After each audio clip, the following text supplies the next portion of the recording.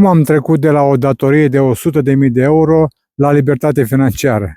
Știți vorba aia care se aplică și la mine, că orice șut în fund este un pas înainte.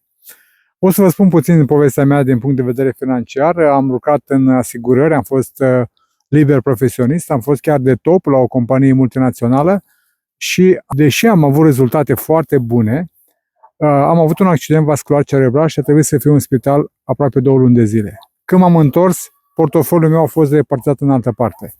Atunci m-am îngrijorat și am spus, nu e ok asta, dacă eu am probleme în sănătate, înseamnă că eu pot să-mi pierd portofoliul oricând, nu e bine. Și așa m-am apucat de afaceri.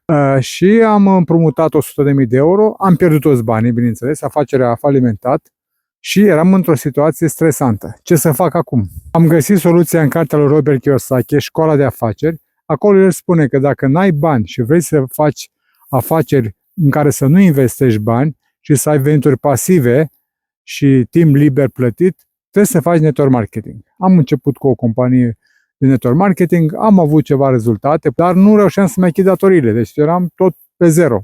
Și acum 12 ani am descoperit o companie care m-a satisfăcut și mă satisface din acest punct de vedere.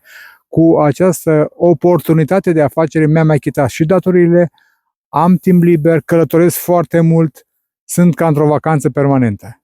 Deci concluzia este clară. Cele 2 mari șuturi pe care le-am primit în fund m-au stimulat să găsesc soluții care să nu-mi creeze stres, să nu am probleme cu investițiile financiare și după cele întâmplate știu sigur că nu m-aș mai întoarce niciodată la stilul de afaceri sau stilul de activitate pe care l-am avut în trecut.